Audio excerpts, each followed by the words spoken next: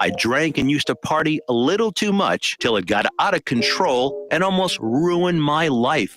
I realized I needed help to fix my problem before it totally destroyed me. If you've tried to fix your drinking and drug problem and you know you can't do it alone, you need to call the National Treatment Advisors. They'll immerse you into a 30-day program to replace your old habits with new habits and totally change your life. And if you have PPO private health insurance, the entire program may be covered. Fix your problem right now before it gets any worse. Get clean. Call now and learn more. 877-247-1581. 877-247-1581. 877-247-1581. Attention all business owners and creative minds. Do you need a unique and personalized touch for your products? Look no further than Romika Laser Engraving and Custom Designs. I'm Ron Phillips, co-owner of Romika Designs. We offer custom laser engraving services for a variety of products, including promotional items and corporate or personal gifts. With state-of-the-art equipment and a team of skilled designers, we can engrave intricate designs on virtually any material. Whether it's a special message, a company logo, or a custom design, Romika Laser Engraving will help you make your mark. And the best part, our prices are affordable and our turnaround time is quick. I couldn't be happier with the work Romika Laser Engraving did for me. The engraving on my product was precise and exactly what I wanted. So don't wait any longer to add a personal touch to your products. Call Romika Laser Engraving and Custom Designs today at 817-400-4040 or visit our website at romikadesigns.com. We look forward to helping you make your mark. Hey travelers, do you want to save money on your next flight? Then pick up the phone and call. That's right, call, because the best prices are not online. They're with SmartFares. See, SmartFares has special deals with the airlines. When they have unsold seats, they use SmartFares to fill them. So you get airline tickets at ridiculously low prices. Our prices are too low to publish online. With the extra money you'll save, you can book another trip or treat yourself to dinner or shopping. So stop searching all of those travel sites to find the lowest price on your next flight. Let one of our SmartFares expert travel agents find ridiculously low prices for you. Call SmartFares today and get the best price on your next flight. Guaranteed. Also, save up to 50% off business and first class tickets. 855-325-1820. 855-325-1820. That's 855-325-1820. Have you ever met a single person in your life that enjoys paying taxes? No one does. If you can't sleep at night because you have a huge problem with the IRS, I've got some free advice for you. This service is strictly limited to individuals that owe the IRS $10,000 or more in back taxes. And if you qualify, we can guarantee that you won't be writing a big fat check to the IRS, or our services cost you nothing. The first 100 people that call today will get a free tax consultation worth $500. Stop worrying about your IRS problem. We can help you, we promise. Call the tax doctor right now. I mean right now to learn more. 800-240-4587. 800-240-4587. 800-240-4587. That's 800-240-4587.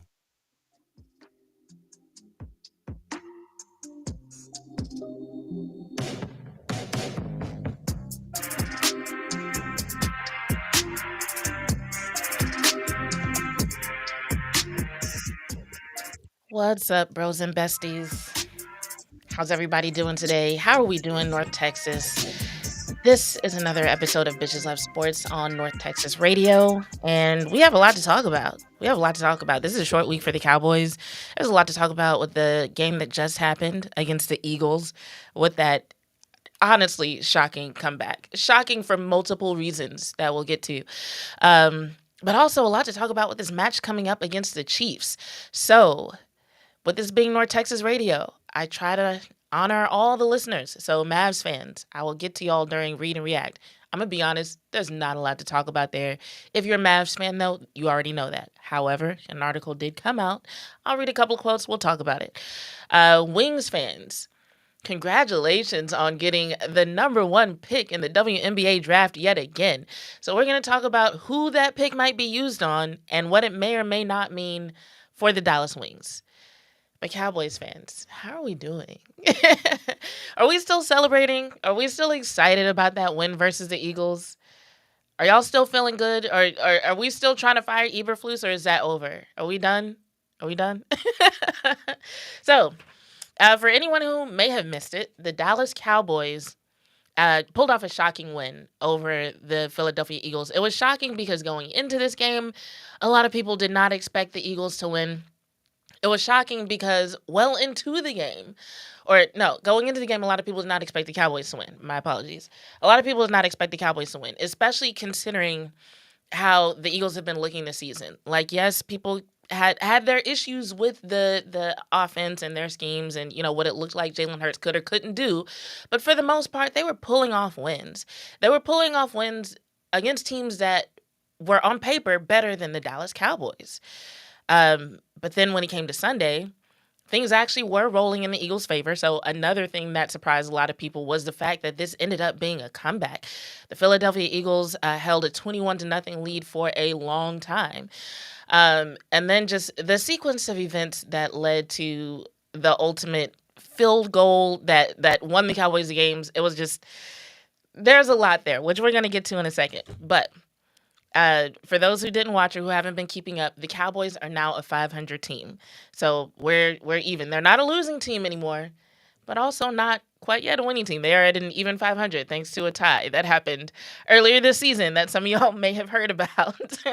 But in case you missed it, the Dallas Cowboys are 5-5-1, so they're an even 500 right now, currently with a 9% chance of making the NFL playoffs. So they're not mathematically eliminated. They have a small chance. It is a chance. Who knows? This is the NFL. Things get exciting. Things get interesting. We never know what might happen. And Charles Budd says, Eberflus gets another week. That's fair. That's fair. We can take it one week at a time. I'm gonna just put it out there. I don't think they're gonna let him go. I think everybody on the staff, except maybe some position coaches, I think they're staying. I think Shadi will be around, and I think Eberflus will be around. Unless they don't want to be. Unless something happens and they don't want to be. But that's a different story. So, the Cowboys, even 500. So, a win on Thursday would make them a winning team. So, they finally beat a winning team on Sunday when they beat the Eagles. And they have an opportunity to do it again against the Chiefs, who, while they are not the Chiefs that people are used to seeing, they've struggled a little bit more than what people are used to, especially Chiefs fans. But they are 6-5. They are a winning team. So, this will be another opportunity for the Cowboys to win against a winning team. And this game, this matchup, it doesn't look the way people expected it to look coming into this season. I think a lot of people had this game circled on their calendars for very different reasons before this season started than they do now. But we're going to talk about that. Before we get into it, though, y'all know I have to talk about who gets a swipe right. So when the Cowboys lose and I do the burn book and I go off on whoever's fault I think it is, that's a really fun segment to do. But of course, when they win, I got to do something else. So we're going to talk about who gets a swipe right. And one day I'll have music and graphics and stuff for this particular segment. But today, y'all just get to listen to my lovely voice. What's up, Royal 007? Good to see you in the chat. Oh, and shout out to the people who showed up before the show got started. Shout out to Hoodie. Shout out to Charles. Shout out to Keystone Cowboy. Good to see y'all in the chat. Thanks for showing up. So, who gets a swipe right this week? So I'm going to start off with where I ended last week, which is the good D that the Cowboys are bringing to the table. You always got to swipe right when you feel like there's an opportunity for good D. So I'm going to start with defense. Defense, y'all. Defense. So I'm going to start with where I ended with Osa Odigizua. Last week, I talked about him applying pressure, which is definitely a quality that any woman would want in a defensive tackle. But this week, I'm going to talk about the sack that he got at a really just a crucial moment in the game. So this was during the Eagles game in the fourth quarter with less than 2 minutes left in the game after the Cowboys offense decided to go for it in the red zone and did not get the touchdown, and they ended up turning the ball over. They could have taken the lead, but the game was tied at this point, right? And the Eagles seemed determined to drive down the field. So at this point in the game, the Eagles had the ball around midfield and they were facing a 3rd and 2, which is something a lot of people would expect to be easy for the Eagles to handle. It looked like they were going to convert and be in a position to get a game-winning field goal themselves. However, Oso Odighizuwa went into a mode that I will call relentless pursuit because he had to run over not one but 2 guys and not hold them up, not get stuck on them, not struggle with them. He had just enough time to push these dudes out the way and get to Jalen Hurts. So they were 3rd and 2, and this sack by Oso Odighizuwa pushed them back 13 yards. So instead of being in a position to either convert right there or maybe run it, convert via the run, or do that tush push that we all know and love, he pushes them back 13 yards, and then they end up at a 4th and 15 situation and end up having to punt the ball. And ultimately, that ended up setting up the Cowboys for their game-winning field goal. So Oso Odighizuwa definitely gets the swipe right. And we're actually going to talk more about the way that Oso Odighizuwa's game has changed since the bye week when we give Quinnen Williams his swipe right. So that's like a little bit of foreshadowing. Someone else who gets the swipe right is one Elijah Clark. So Elijah Clark also made a crucial game-changing play. I'm telling y'all, this win over the Eagles was synergy. It was complementary football. It was a defense stepping up. If anyone was watching my live stream, which I have been doing watch-alongs this season, and I don't know if we'll do one this Thursday, but we'll talk about that later. But if you were watching the watch-along, one thing that I kept saying the entire game, I was like, this is the one time that the defense is actually stepping up. Like, the defense is actually the best unit on the field during this game, and that was the case for, like, damn near the entire game.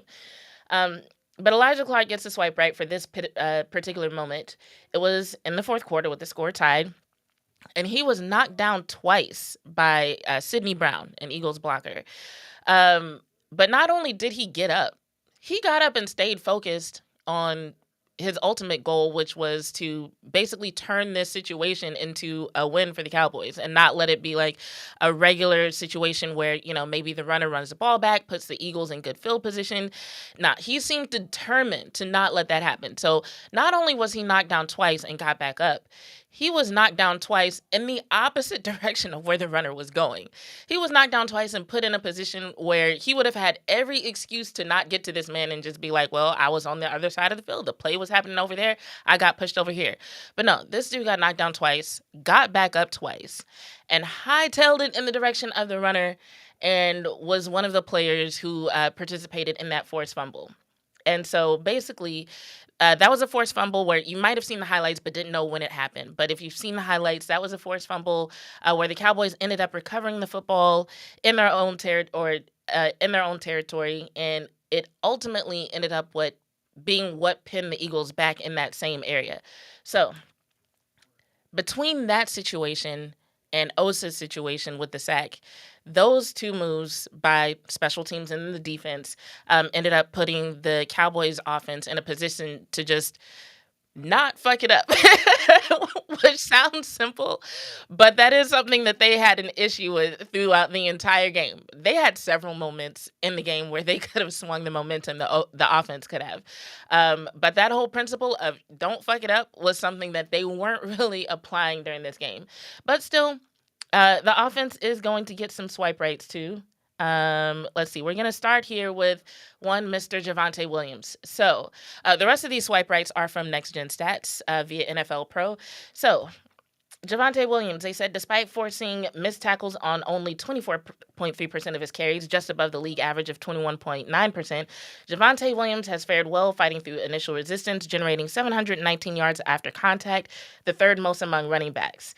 He has also been efficient on a per-carry basis, averaging 4 yards after contact per carry, the 4th most among running backs with at least 100 carries this season. Although those are season stats, he was crucial to this win on Sunday because if you've been watching the Dallas Cowboys for a few seasons, you know Dak performs better when he has a reliable run game, and Javonte Williams has brought that, I think, in ways most Cowboys fans didn't even anticipate. For multiple seasons, Cowboys fans have been like, why can't we have somebody who can run in between the tackles?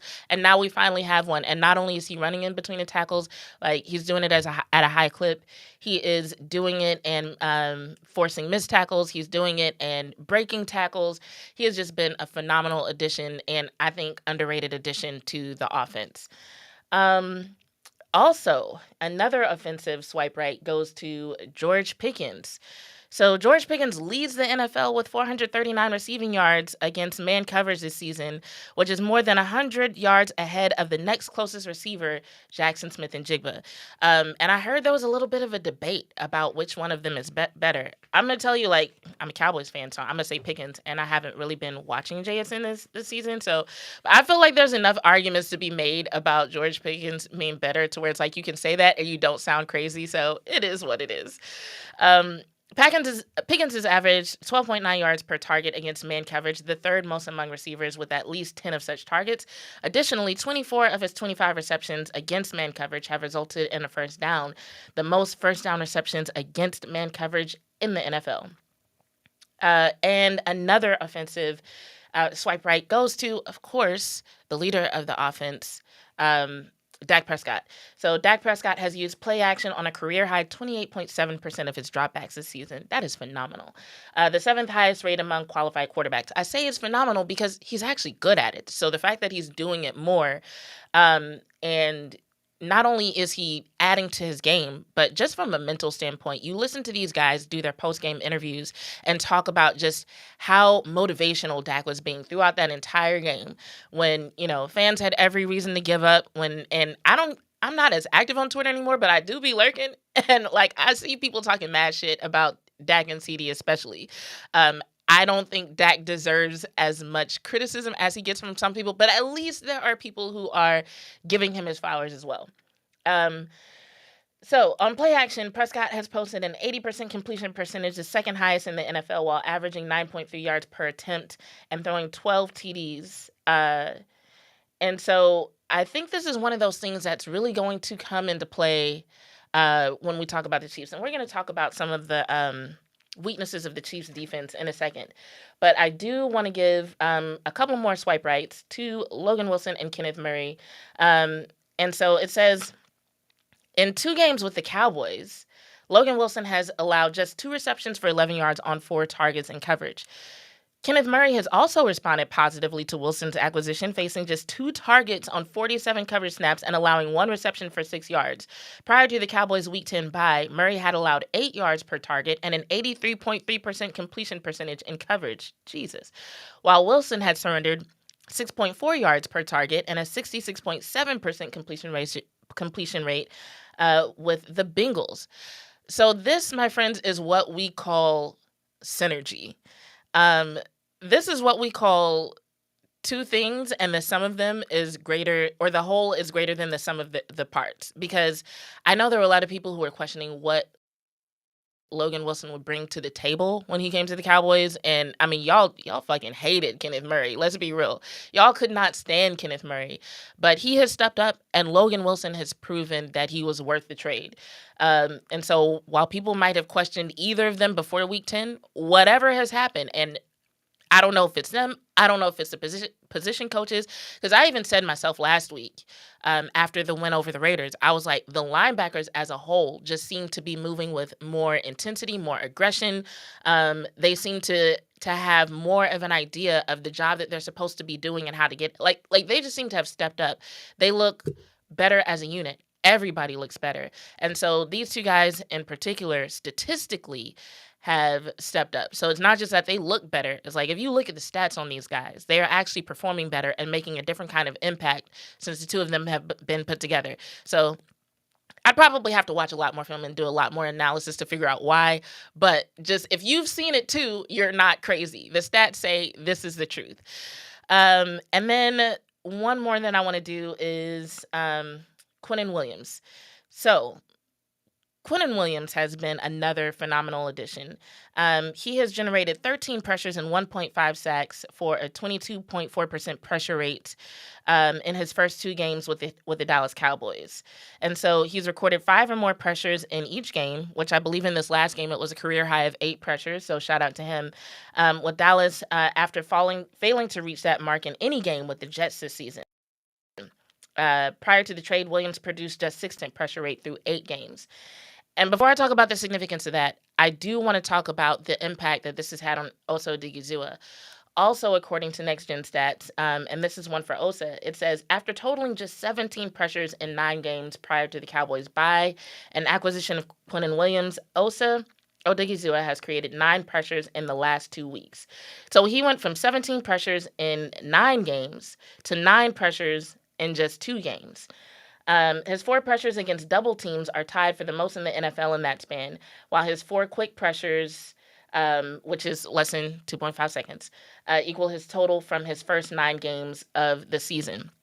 So that is another instance of synergy where we're seeing players come together, and in this case, it's Osa and Quinnen Williams who are performing better than either of them did while they were on different teams before the bye week.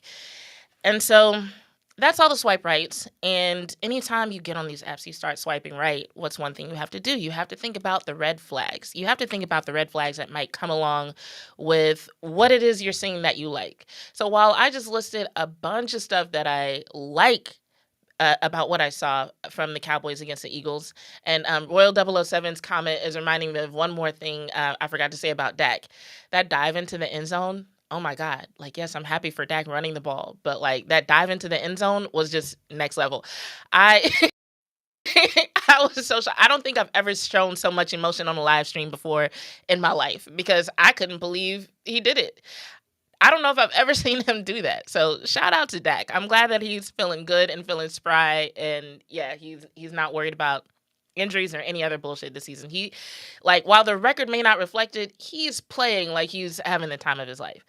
But yeah, so the red flag that I would have to call out about the Cowboys, the thing that I'm concerned about with them moving forward is just a slow start. Because while they did ultimately come back and do what they needed to do against the Eagles, that slow start is a type of thing that could really bite them in the ass against the Chiefs. The Chiefs haven't really been giving up leads like that this season. As a matter of fact, most of their games, even though their record is relatively close, most of their games have been pretty close games, and they just had a comeback win themselves over the Colts. So let's see. Sorry, I'm pulling up something here. So against the Colts, they were down by 10 points, ended up going into overtime, and they ultimately won the game in overtime. So who is this in my chat? I don't mind Eagles fans being in my chat, but like, keep the misogynistic shit out of my chat. Like, don't come over here with the cowgirls, the she-girls, none of that. So yeah. I don't know you, so I'm guessing you're new here, but don't make me have to block you. Anyway, so yeah, red flag would be the slow start. And that is one of the things that that Brian Schottenheimer is going to have to figure out if they want to get this win against the Chiefs, which I'm certain they do, because it seems like it's going to have a big impact on their playoff odds. So, and let me pull this up just to make sure I don't get these numbers wrong.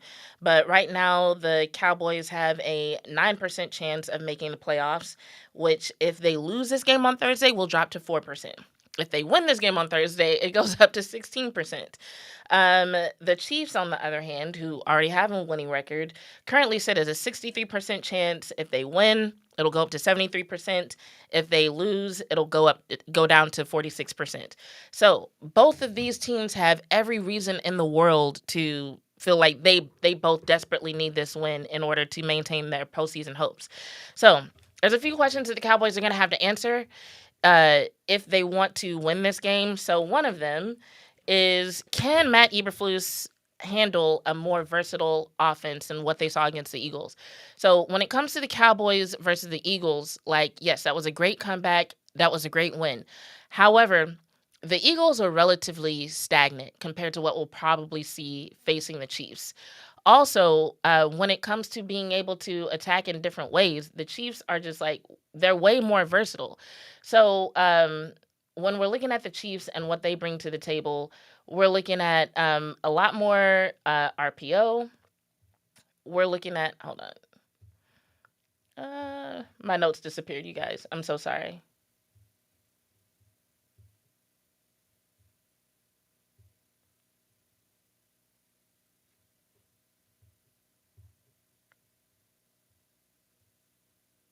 Whatever. I'll go off the top of my head. But yeah. So when we look at what the Chiefs are bringing to the table, one, more movement. Two, we're looking at a lot more RPO. We're looking at a lot more versatility in terms of what they bring to the table and their offensive weapons. So one thing that the Chiefs did against the Colts that we hadn't even really seen all season was their ability to use the run game. Their run game looked better against the Colts than it has literally all season. And that's something that the Dallas Cowboys are really going to have to address, because one of the things that helped them against the Eagles was the fact that they were able to handle Saquon Barkley pretty well, right? But the thing is, once they did that, and I think they tried running Jalen Hurts a couple of times, but they weren't able to really do anything significant with it. And so there were a lot of people who were asking questions like, why weren't the Eagles running the ball to try to run out the clock? The reason why they weren't is because when they had tried running the ball earlier in the game, it wasn't working. And then when they went back to it, Saquon Barkley fumbled the ball, right? And so the Cowboys are going to have to bring that exact same thing to the table. So they're going to have to find a way to get the Chiefs to revert their run game. So can they get the Chiefs go back to like basically 2 weeks ago to where their run game was a little bit more of a struggle? Also, putting pressure on Patrick Mahomes is going to be very crucial in this game. Now, the Cowboys have done a great job of putting pressure on QBs since the bye week, since the acquisition of Quinnen Williams.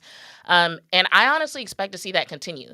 That is like a really important part of the game, but it's not something that I'm worried about. It's more of like what is it going to look like? And might the Chiefs have answers for it? Because up until this point, it seems like teams have been a little bit surprised by the Cowboys and their five-man front.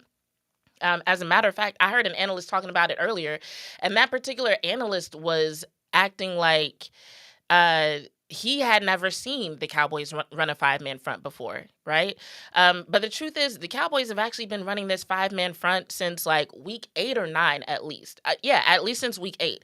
And the thing is, the addition of Quinnen Williams is not what led them to doing it, but it has helped them refine it a little bit.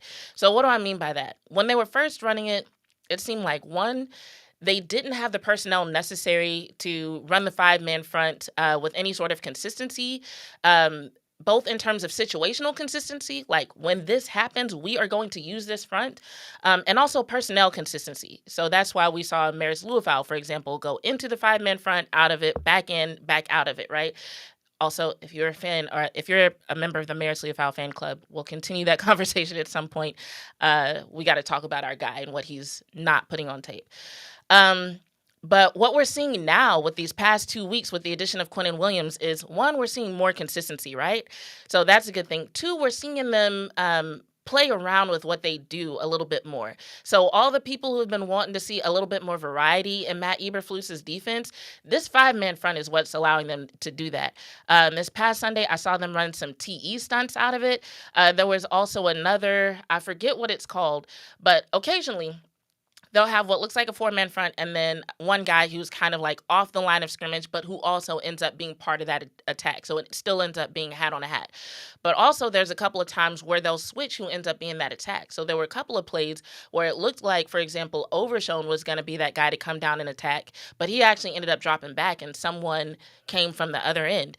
So they've been using that five-man front not only to be able to blitz, not only to be able to put pressure on the quarterback, because, fun fact, all of Quinnen Williams' pressures came when he was one-on-one, when he was singled up. So how do they do that? With the five-man front, right? So it's shown to be useful in a lot of ways. So not only are they using it to blitz and to bring pressure, but that's where that creativity is coming from. And that creativity, we saw it with Jalen Hurts, we saw it with Geno Smith. That creativity is actually making quarterbacks a lot more nervous than what we were seeing in the first part of the season. So that's going to be a crucial part of the game. Like I said, I'm not worried about it because with that five-man front, they've been getting better. So if you hear somebody like, oh, they brought in a 5-man front because of Quinnen Williams, no. They've been working on it since week 8. It's gotten better because of the addition of Quinnen Williams. So that's something I'm excited to see. Also, the green dot situation, though. There's been some talk about the green dot moving around. There's also been some talk about Logan Wilson probably taking the green dot and Kenneth Murray also owning the green dot. Against an offense like the Chiefs that has multiple ways of attacking you, it is crucial that your communication is on point. It's going to be crucial that they are all on the same page and that whoever has a green dot, even if it does get moved around, is able to get everybody in the right spot and get them to where they need to be so that they can handle whatever gets thrown at them. Because the Chiefs don't want to lose this game. I don't think they're going to take the Cowboys. We're going to go to break again here in a little bit. When we come back, I'm going to talk about what the Cowboys offense is going to have to bring to the table, and then we're going to do some read and react. And there is one more interesting note that I'm going to want to make about the Cowboys defense. So don't go anywhere. We got like 2 minutes of commercials, and we're going to come back and finish this conversation. And then we'll get to the notes on the Dallas Wings and what the hell is going on with the WNBA. Don't go anywhere.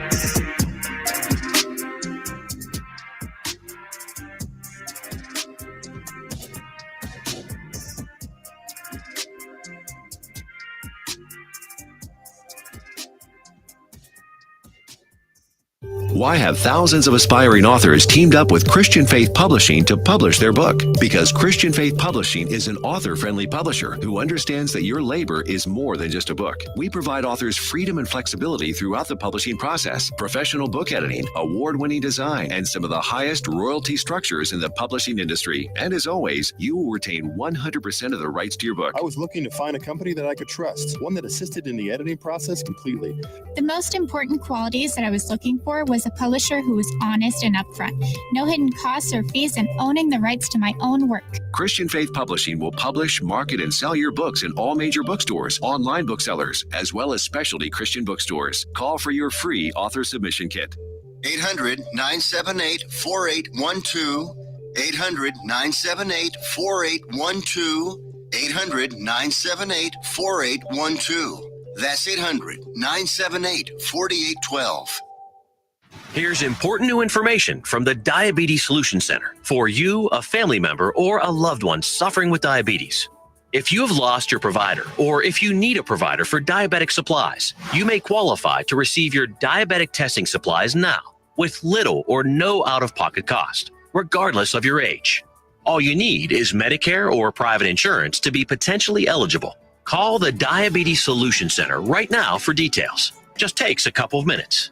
Our friendly, knowledgeable agents will give you free, no-obligation information, handle all the insurance paperwork, and make sure your supplies are delivered directly to your door for free. Call U.S. Medical Supply 24 hours a day. 800-597-9323. 800-597-9323. 800-597-9323. Call right now. 800-597-9323.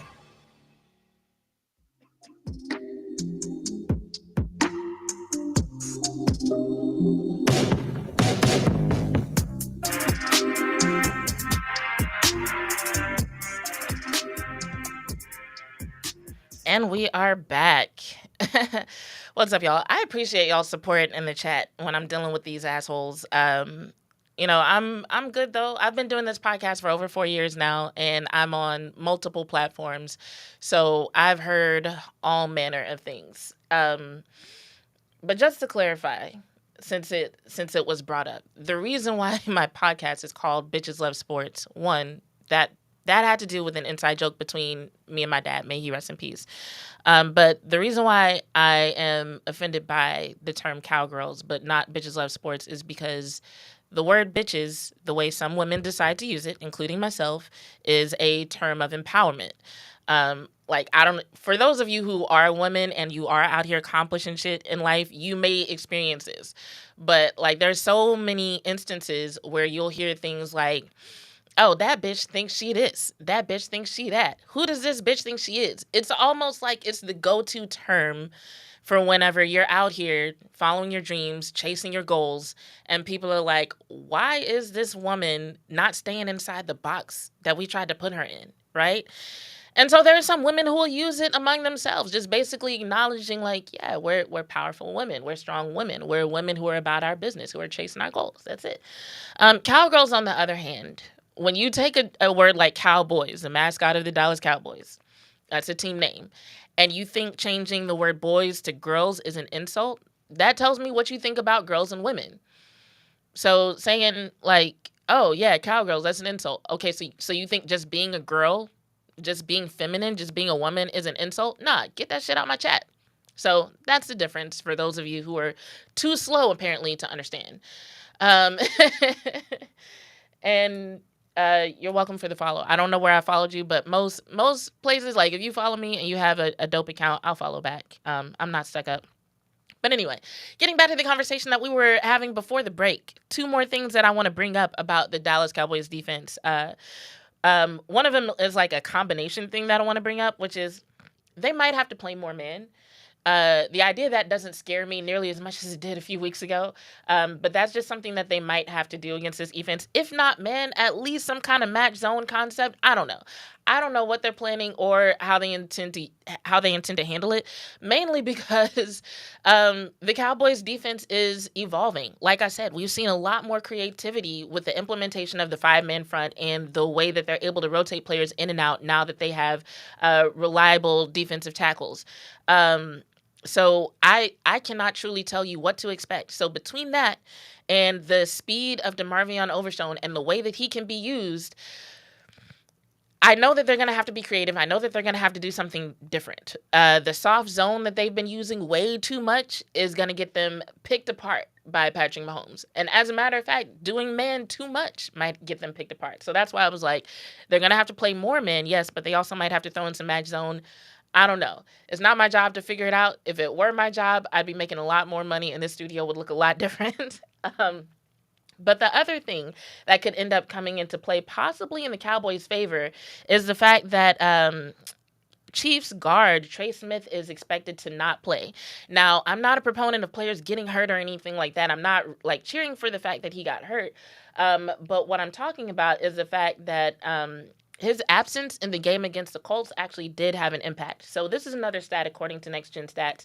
It says Kareem Hunt rushed for 94 yards on 29 attempts and a touchdown against the Colts on Sunday.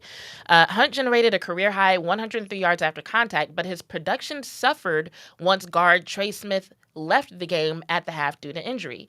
In the first half, Hunt gained 50 yards on 11 carries, but after halftime, Hunt rushed for 54 yards on 19 carries. So he went from 4.5 yards per carry to 2.8 with a 36 point, and his success rate went from 63.6% to 36.8% once Trey Smith left the game.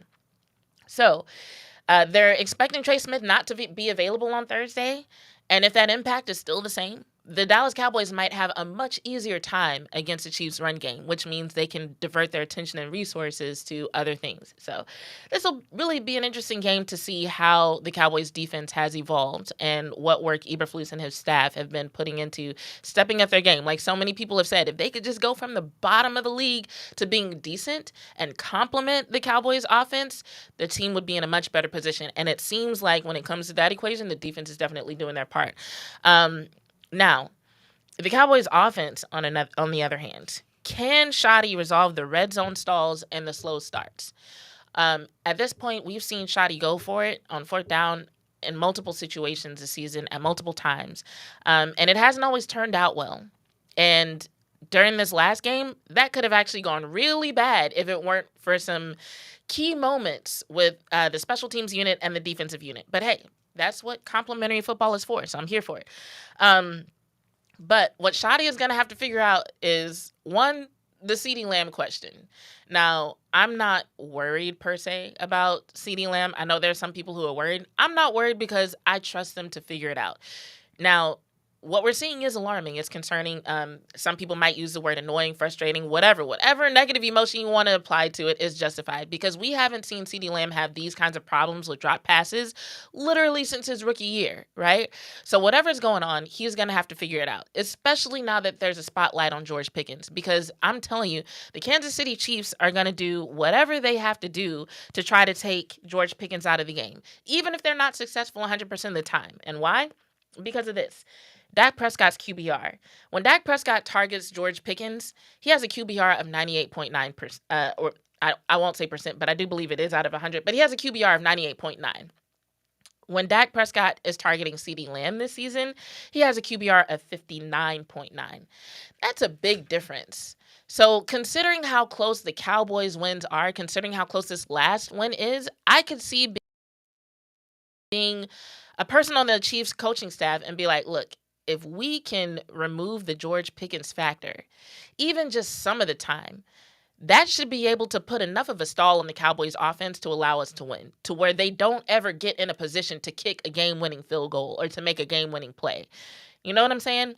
So Shoddy is going to have an answer for that. Now, if you listen to his press conference from yesterday, I'm expecting there to be one today or sometime before the next game on Thursday. But if you listen to his press conference from yesterday, he was asked about how he felt about CeeDee Lamb. And he was like, oh, we love CeeDee Lamb. He's a great player, and he's going to come back, and we're going to have some things dialed up for him against the Chiefs. So Shoddy is putting it out there like, yes, we plan on using CeeDee Lamb. We still think he's great. We still think he's going to be integral in the game plan against the Chiefs. And all that is well and good as long as he's doing what he needs to do, as long as he's not dropping passes. Now, I will say, Dak having faith in him towards the end of that game and getting that bomb off to him down the field, it was crucial in the game. So CD has proven that he can still be useful in the game. I think just anytime we see the ball going in his direction right now, Cowboys fans collectively hold their breath. So whatever it is that's causing that, they need to figure it out. But outside of that, if they can continue what they're doing in the run game and have other players step up more consistently, like I think they're even still figuring out how to use Kevontae Turpin. I don't like Kevontae Turpin as a backup running back. Right now, Malik Davis is still only getting 3 and 4 carries per game. If you absolutely need somebody besides Javonte Williams carrying the ball, it needs to be Malik Davis. I think he's proven that. I don't want to see Kevontae Turpin lined up in the backfield no more. I don't want to see him taking a pitch or a short pass from behind the line of scrimmage no more. Kevontae Turpin works well when he can get out into space and then get the ball and then get the yak. That's what he's good at with this particular offense. So that's what I want to see from him. And then we've seen Jake Ferguson be used in various ways on some short passes. So I feel like if they can refine how they're using guys like Ferguson, Kevontae Turpin, Flournoy, if they can be a little bit more consistent in that, because Dak has been good at spreading the ball around. But it's just, all right, we need some more consistency, and we need those guys to step up and be reliable. Not only that, but you can expect the Chiefs defense to blitz the hell out of Dak Prescott. So we're going to need to step it up, not only as ball carriers, but when it comes to pass protection, which has not been an issue, but it definitely needs to be a focus this week. And I say that because, we've seen defenses in the past, they'll kind of handle the Cowboys defense by saying, all right, well, we'll put our most experienced corner on George Pickens, because George Pickens, even if he can't get a ball, he does this thing where he can draw these DPIs. So we need somebody smart and experienced on him so that he can't do that. And then we'll double team CD. He'll be frustrated. He'll drop the passes. He won't make the catch. And then everybody else, they just don't have what it takes to carry the offense after that, right? That seems to have been the game plan a few times this season. For the Chiefs, however, I personally wouldn't trust their defense to cover that many pieces reliably. So I feel like they're going to go after Dak. They're going to try to put pressure on him. They're going to try to get guys in his face, and they're going to try to blitz him to throw him off his game.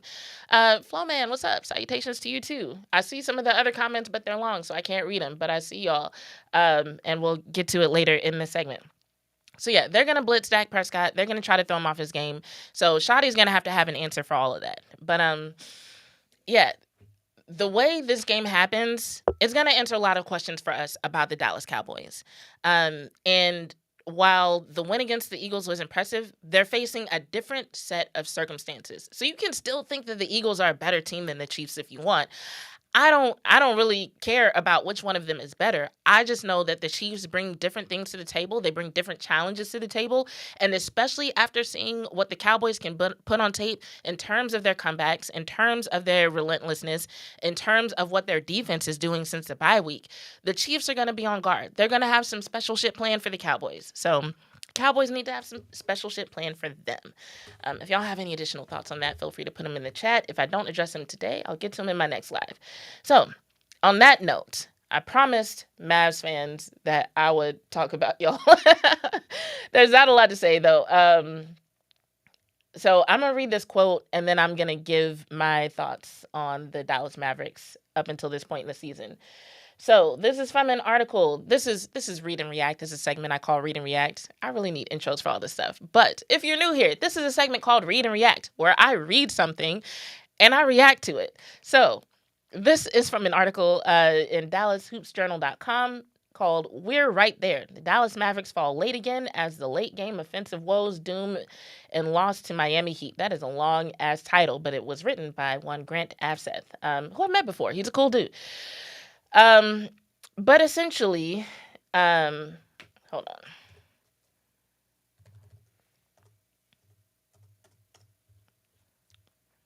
I was trying to find the quote that I'm looking for. But essentially, this is an article where several Mavs players were expressing optimism about the coming season. So in this subsection called Another Wasted Late Opportunity for the Dallas Mavericks, it says, the game turned again in the last minute. After the flag free throws, Dallas produced a strong stop, but Kidd had already used his final timeout on a defensive possession. That left him unable to substitute offense for defense, forcing Caleb Martin, a defensive specialist with long-standing offensive limitations, to stay on the floor for the Mavericks' must-score possession.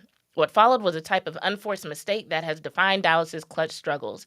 Inbounding against Miami's zone and without pressure, Washington's pass toward Nembhard was intercepted by Bam Adebayo.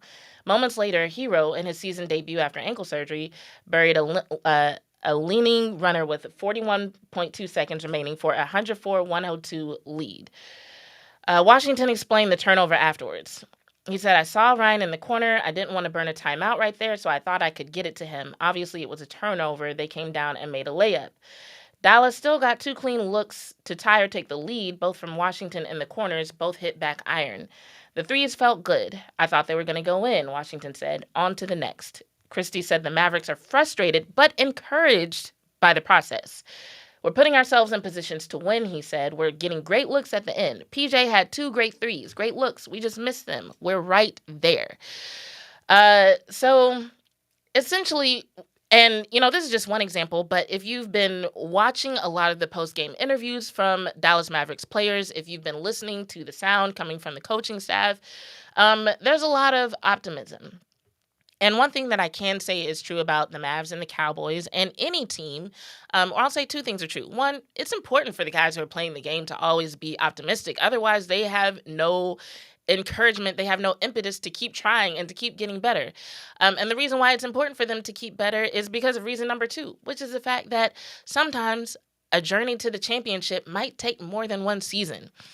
So for the Mavs, I'll just say this. I'm not expecting them to do anything life-changing this season.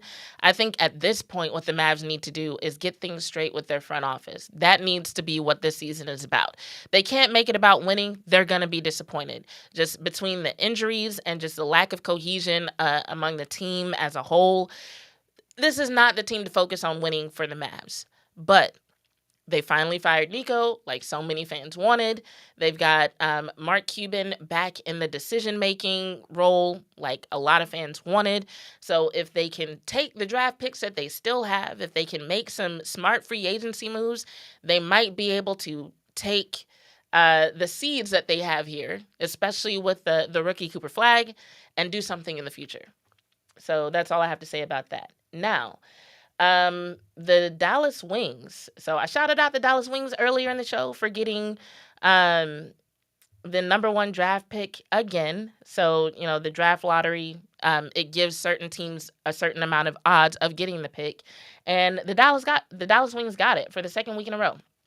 And so a lot of people are anticipating that pick is going to be used on UConn guard Azzi Fudd. She's been listed as the most likely number one WNBA draft pick for 2026. She was listed as that even before the Wings won the pick. But it's especially convenient that the Wings got it because if they were to take Miss Fudd, she could reunite with college teammate Paige Beckers. And so what she would provide for the Wings is something that the Wings proved they needed this entire past season. In addition to a new coach, they needed scoring. They needed a shooter. And that's exactly what this particular player provides. So if they do use the pick on her, I don't think it'll be just the Paige Beckers connection. I think it'll be because she's bringing skills to the table that the Dallas Wings actually do need. In my opinion, however, what is a bigger question, though, is the coach. We don't know a lot about this coach that the Dallas Wings have acquired. We know that he's done a lot on the college level, so at least there's that idea that he may be good at working with young players like Paige Beckers and a lot of the young players who are on the Wings right now. One of the things that Maddie Segrist mentioned when she talked about what she was hoping for from the draft. So this is another read and react of her quote. She said, "We want someone who wants to win. We've got an exciting young group, and we really bond together. I'm excited to bring someone else in." And so I think she's basically reiterating the mindset of the entire team. They need somebody who wants to win. They've had a lot of players in and out over the past couple of seasons. And right now, we're even dealing with the fact that they've got 4 significant free agents. That's Arike Ogunbowale, Lee Yuru, Maisha Hines-Allen, and Tasha Harris. Those are all free agents. So the Wings have a lot of decisions to make between now and when the next season starts. So I feel like if they can make the right decisions there, and this coach that they got actually turns out to be a good choice, we could see a much different season for the Wings and maybe a winning season, which they're long overdue for. I know Maddie Segrist wants it. I know Paige Beckers wants it. Whoever they draft is going to want it. So maybe it's about time and the pieces will finally come together. But when is that next season going to start? We don't really know. And why? Well, that's because of the WNBA and their CBA negotiations. So that's going to bring me to the final article from today's Read and React, which is about the WNBA CBA negotiations, which is a situation that's supposed to resolve itself by the end of this month. So this is an article on ESPN.com titled "Sources: Union Feels WNBA CBA Proposal Misses Key Demands." So this particular article, towards the middle, it says, in the league's proposal, first reported by the Associated Press and confirmed by ESPN earlier this week, includes a revenue-sharing component that, in combination with a base salary, would allow players to earn a maximum salary of more than $1.1 million, an average of more than $460,000, and a minimum of more than $220,000. In 2025, the league's minimum salary was $66,079, and its supermax was $249,244. But sources told ESPN the Players Union does not believe the league's proposal includes a system where the salary cap and player salaries sufficiently grow with the business, a long-standing demand of the players since they opted out of the current CBA in October 2024. The players do not want a fixed salary system and instead want one based more directly on revenue, such as in the NBA, where the salary cap is determined by the basketball-related income. The league previously said in a statement it has proposed significant guaranteed salary cap increases and substantial uncapped revenue sharing that enables player salaries to grow as the league's business grows. The union responded in a statement that said the proposal put lipstick on a pig and retreaded a system that isn't tied to any part of the business and intentionally undervalues the players. So, in the current CBA, the salary cap increased annually by a fixed rate of 3%, and a separate revenue sharing provision called for direct payments to players if the league hits certain revenue targets. And that component has yet to be triggered over the course of the agreement. So, yeah, basically what the WNBA union is saying is, hey, we're not down with this fixed 3% rate, especially when we're seeing revenue grow by way more than 3% every year.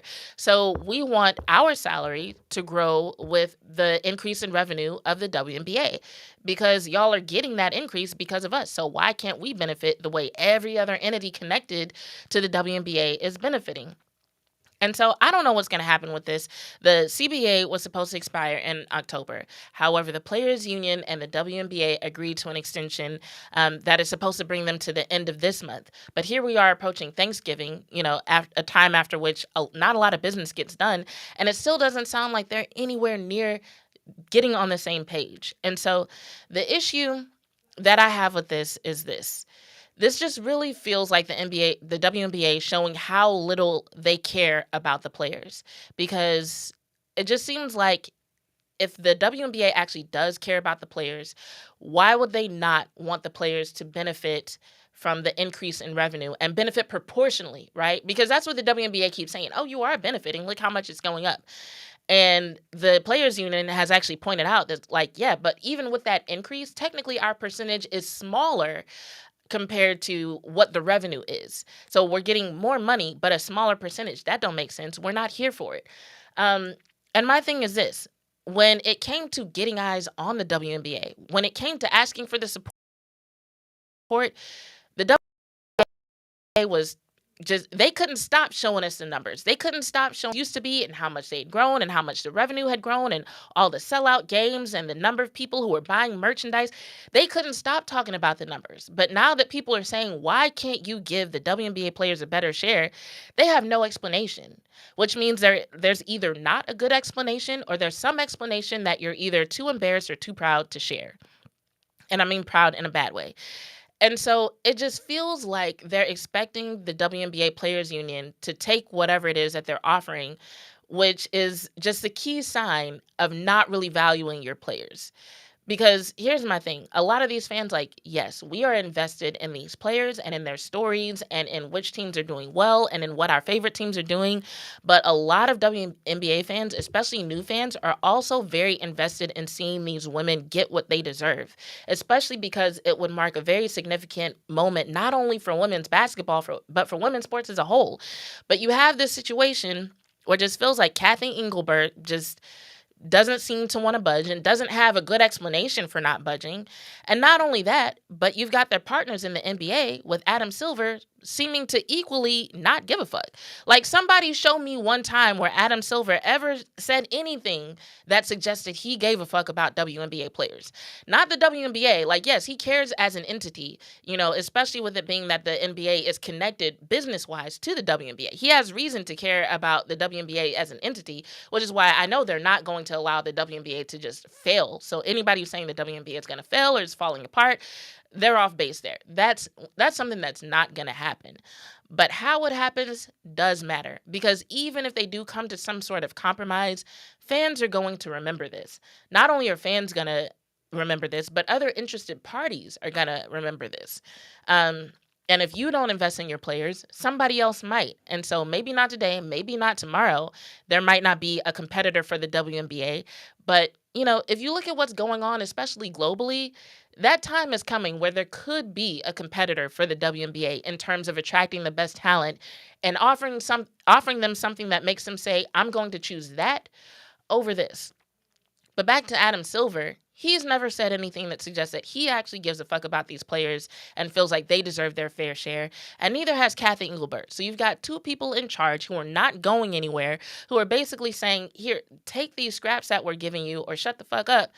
And the players are basically stuck in a situation where they either have to accept that, which I hope that they don't do. They fought so long and fought so hard. I hope they figure out something better than what they've been offered, or they're going to have to do what they don't want to do, which is disappoint the fans with a walkout, lockout, whichever verbiage you want to put. They would end up not playing. They would end up opting out and being like, until we get something better on the table, we are simply not going to play. And that would rely on not only the best players of the league, who are probably a little bit more financially secure sticking to it, but it's also going to put a lot of pressure on some of the smaller players who aren't making six figures, and there are a lot of them. So this could create tension not only between the players and the WNBA, but also between some players and other players. And it could get messy. It could be worse. It could get worse before it gets better. So I'm definitely still keeping an eye on that situation. It'll be interesting to see ultimately what they end up coming to. Like I said, they're supposed to have until the end of the month. That's 5 days from now. it's hard to imagine anything getting done with Thanksgiving and Black Friday and all that coming up. So, yeah, there's no quote suggesting that they're going to extend it. But hey, last time it happened last minute. So next time it might happen last minute. But look, we've got about a minute left in the show. So thanks, everybody, for tuning in. Thanks for participating in the chat. If I didn't get to your questions today, keep those notifications on my next live. I probably will. But I appreciate y'all. I don't know if I'll do a live this Thursday because I'll have a rare opportunity to actually spend time with loved ones. But I might go live after the game. And we definitely got to talk more about whatever sound comes out from the players and coaches and what the Cowboys have coming up for the rest of the season. So thank you all for watching this episode of Bitches Love Sports on NTX Radio. See y'all next Tuesday at 5 p.m. I'm your host, Jazz Monet, and I'm out.